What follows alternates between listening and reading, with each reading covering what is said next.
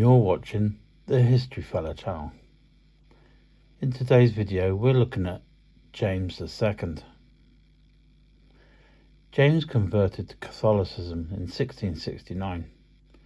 Despite his conversion, James II succeeded to the throne peacefully at the age of 51. His position was a strong one.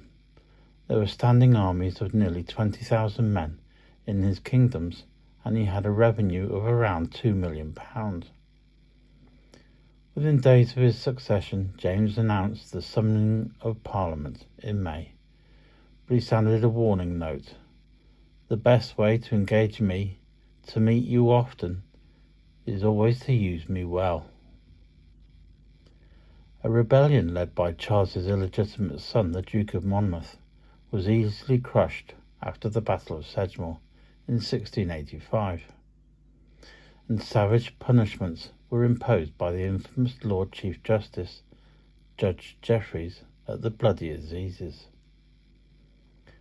James's reaction to the Monmouth Rebellion was to plan the increase of the standing army and the appointment of loyal and experienced Roman Catholic officers.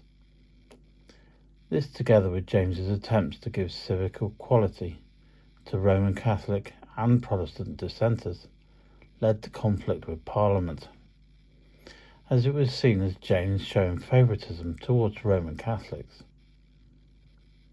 Fear of Catholicism was widespread. In 1685, Louis XIV revoked the Edict of Nantes, which gave protection to French Protestants, and the possibility of a standing army led by Roman Catholic officers produced protest in Parliament.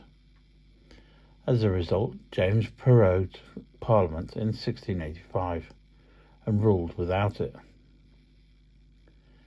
James attempted to promote the Roman Catholic cause by dismissing judges and Lord Lieutenants who refused to support the withdrawal of laws penalising religious dissidents, appointing Catholics to important academic posts and to senior military and political positions. Within 3 years, the majority of James's subjects had been alienated. In 1687, James issued the Declaration of Indulgence, aiming at religious toleration. 7 bishops who asked James to reconsider were charged with seditious libel, but later acquitted to popular Anglican acclaim. When his second wife, Mary of Modena, gave birth on the 10th of June 1688 to a son, James Stuart, later known as the Old Pretender and father of Charles Edward Stuart, it seemed that Roman Catholic dynasty would be established. William of Orange, Protestant husband of James's elder daughter, Mary, was therefore welcomed when he invaded on the 5th of November 1688. The army and the navy, disaffected despite James's investment in them, deserted to William, and James fled to France.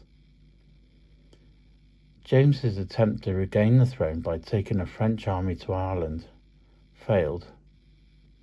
He was defeated at the Battle of Boyne in 1690. James spent the rest of his life in exile in France, dying there in 1701.